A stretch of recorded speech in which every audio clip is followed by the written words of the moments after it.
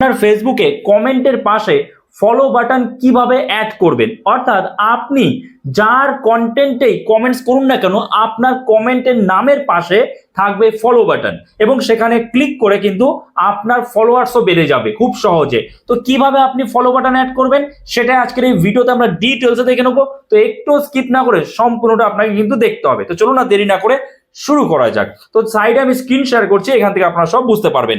দেখুন on screen আপনারা দেখতে পাচ্ছেন আমি কিন্তু ফেসবুকে চলে এসেছি, ঠিক আছে। আসার পরে সবার প্রথমে আমাদের যেটা করতে হবে সেটা হচ্ছে ডান দিকে ওপরে যে থ্রি লাইন একটা আইকন আছে, এই থ্রি লাইন আইকনে ক্লিক করতে হবে। বেশ, আমরা থ্রি লাইন আইকনে ক্লিক করলাম। থ্রি লাইন আইকনে ক্লিক করার পরে আমাদের কি করতে হবে, এই যে আমাদের নামটা রয়েছে প্রোফাইলের নাম বা পেজের নাম যেটা থাকবে তার উপরে ক্লিক করতে হবে। ওকে, তো আমি এই প্রোফাইলের নামের উপরে ক্লিক করলাম। ওকে, করার পরে আমাদের সামনে ঠিক এরকম একটা ইন্টারফেস ওপেন হবে। তো এবার আমাদের কি করতে হবে, এবার দেখুন এখানে রয়েছে থ্রি একটা ডট রয়েছে, তিনটে ডট রয়েছে দেখতে পাচ্ছেন এই যে উপরে। আশা করছি আপনারা বুঝতে পারছেন, কারণ ফেসবুক কিন্তু নতুন আপডেট এসেছে এবং নতুন ভাবে এটা আমাদের করতে হবে। এই যে থ্রি ডট রয়েছে এখানে আমাদের ক্লিক করতে হবে। এখানে ক্লিক থ্রি ডটে ক্লিক করার পর আপনাদের সামনে ঠিক এরকম একটা ইন্টারফেস ওপেন হয়ে যাবে এবং এখানে এসে আপনাদের যেটা সবার প্রথমে করতে হবে সেটা হচ্ছে এই যে দেখতে পাচ্ছেন টার্ন অফ লেখা রয়েছে, আমার টার্ন অফ প্রফেশনাল মোড লেখা রয়েছে, আপনাদের কিন্তু থাকবে টার্ন অন প্রফেশনাল মোড। তো অবশ্যই আপনারা কিন্তু টার্ন অন করে রাখবেন। আমার কিন্তু অফ রয়েছে, কারণ কি আমি অলরেডি টার্ন অন করে রেখেছি।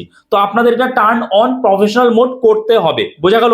আচ্ছা, তারপরে আর কি করতে হবে, এইবার দেখুন ব্যাকলার এই যে টার্ন অন প্রফেশনাল মোড অনেকেই কিন্তু আপনাদের প্রোফাইলে নাও পেতে পারেন।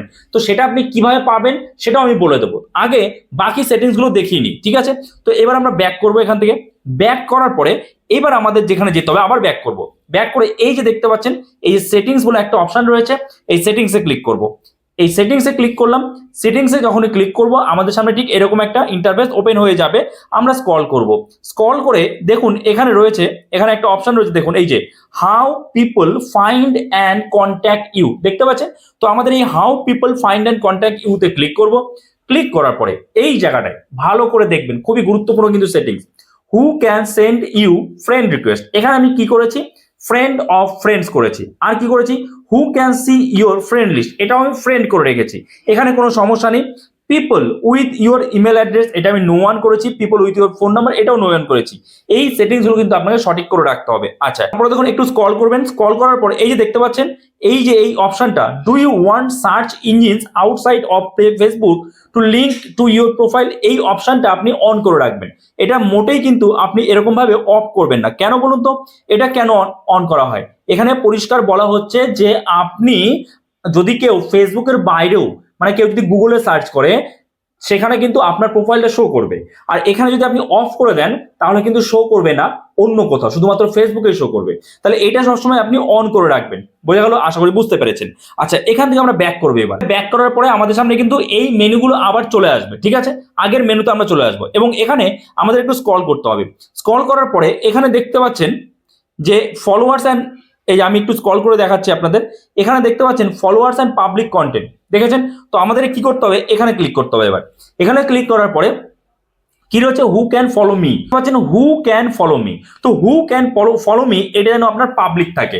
আপনি কি করবেন, জাস্ট এর উপরে ক্লিক করবেন, দেখবেন এখানে কিন্তু পাবলিক করা রয়েছে অলরেডি। তো আমি এখানে জাস্ট সেভে ক্লিক করে দেবো, ঠিক আছে। তো সেভে ক্লিক করলাম, এটা অবশ্যই পাবলিক করে রাখবেন। তারপরে দেখুন কি রয়েছে, হু can see your followers on your profile, আপনার প্রোফাইলের যে ফলোয়ার্স আছে এটাও কিন্তু আপনি পাবলিক করবেন। আচ্ছা, who can see the people and pages you follow, এইটা আপনি পাবলিক করার দরকার নেই, এটা আপনি অনলি মি করতে পারেন, ঠিক আছে।